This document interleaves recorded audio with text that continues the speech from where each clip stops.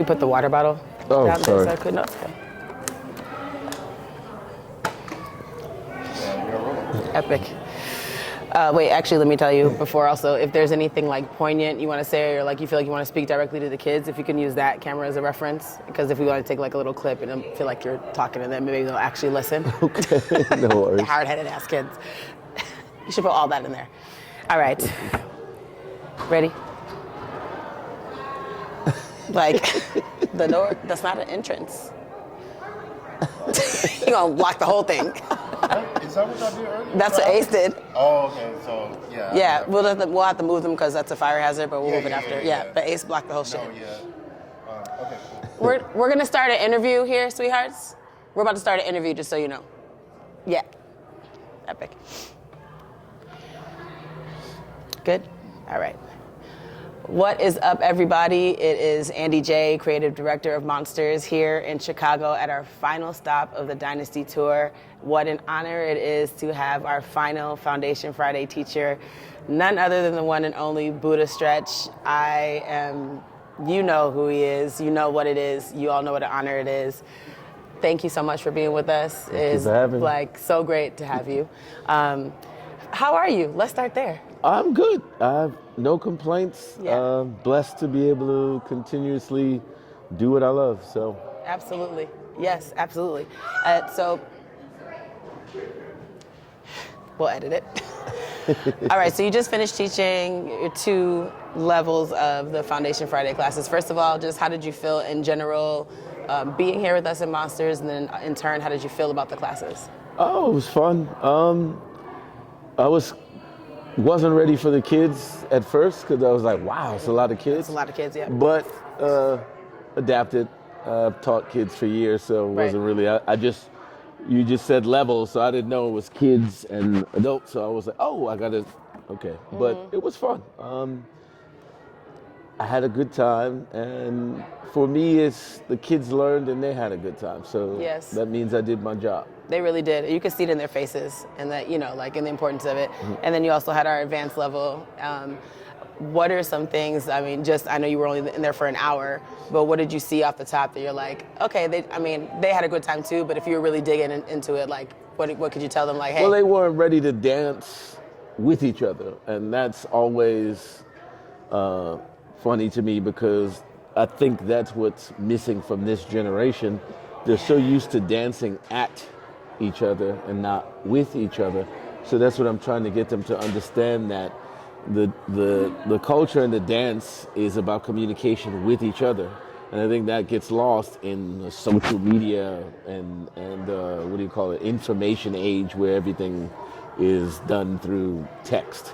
Absolutely. Yeah, 100%. I think they don't even recognize that they're missing it until they have somebody like you come in and show them. Because I've been, with them all year and seeing their smiles and the way they felt in class is different than they felt the entire year. No, that's good. Thank you. No, of course. And I'm so glad they got to experience that.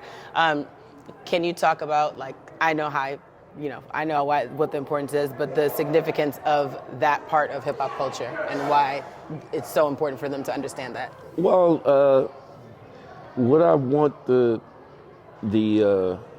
youth to understand is hip hop culture. The dance is a celebration.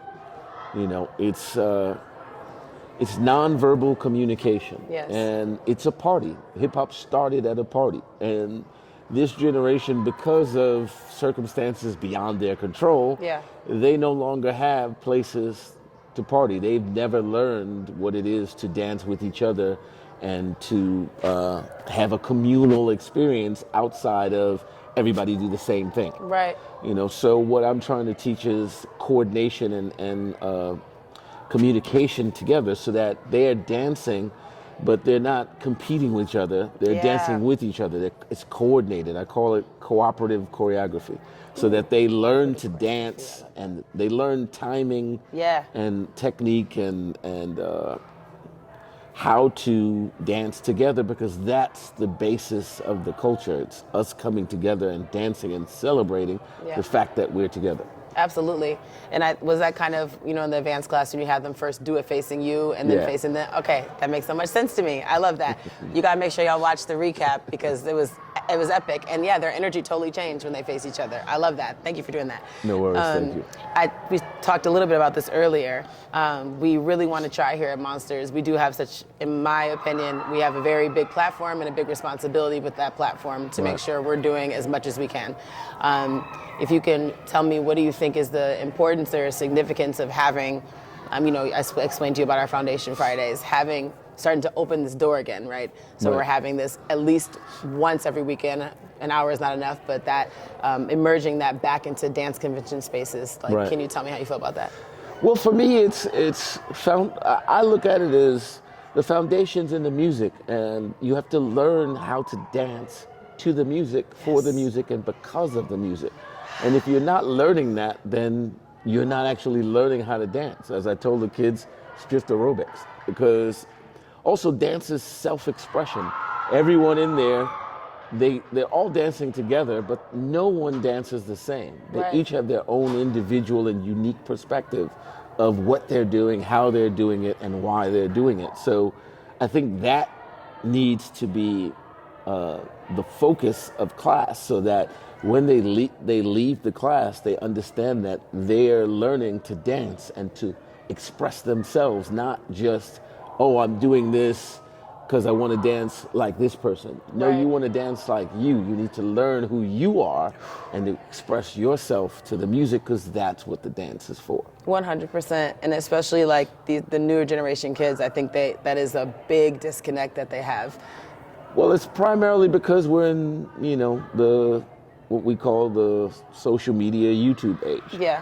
Everything is done from the perspective of lights, camera, action, and there's no interaction, no intercommunication, no communal effort, because everything is seen and not felt. 100%. And so we want to bring it back to, what does it feel like?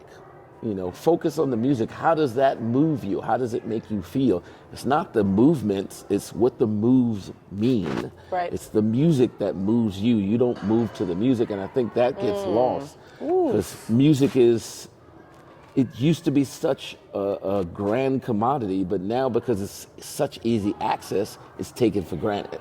And I think that, again, the original dances and music and dance is the original social network. That's what people are missing.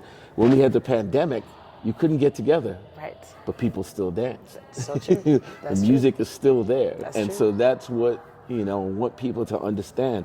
If you lose all of this, what do you still have? You still have the music, you still have each other, you still can commune and, you still can commune and cooperate through the music and the dance without anything else, and that's the most important part, in my opinion. Yes. I'm like, rewind this, y'all, and listen to that whole thing right back again. Well, let me ask you, it's on a social media tip, do you feel that there is a gift and a curse of social media? Well, it's not just social media, it's everything. Everything is yin and yang. It's a tool. It's what you use it for. I mean, people talk about social media like, oh, this is bad, and this. No, how you're doing it, how you're going about it is bad. It's just like food. You can eat, if you eat too much, it's bad for you. If you eat too little, it's bad for you. Absolutely. You have to eat enough that, that it serves the purpose and that it nourishes you. So there's good and bad in everything. It's the perspective, I think people tend to focus on what's negative, but not understanding that in order to have a positive, there must be an opposite. So there has to be a negative to balance it out. That's such a great way to say it, and I think that will register with everybody, any generation. That's such a great way to say it. My last question for you, as somebody who is, I'm 43, which I'm so proud of, as somebody, it's always I feel like a lot of the times we talk to the younger generation about this is what you need to learn, this is what you're doing and what you're not doing, and they sometimes tend to feel preached to. Right.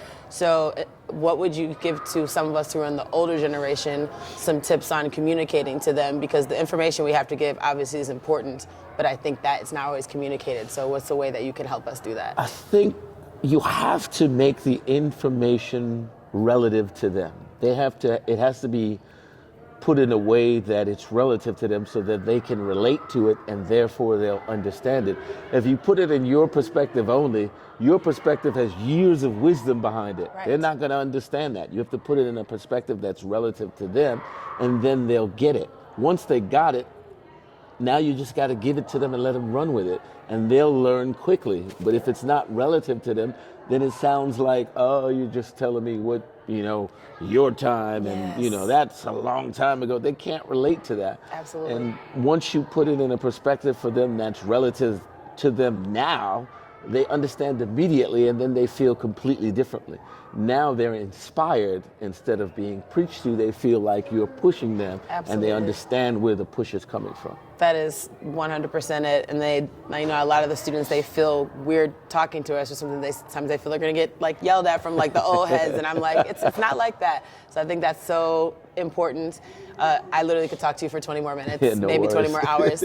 I really appreciate your wisdom. I Thank really you. appreciate your energy being here. It really had an impact. Thank you. Y'all, please make sure you follow Buddha Stretch. Please make sure that you really, from me to you, listen to what he has to say. Don't just skim past it. It's so important to get this knowledge while we can, and he's offering it. So thank you for that. Thank you for being here. I hope we see you again. Hope we to very be back. much appreciate you. Thank so you. much. Thank you. See y'all. No worries.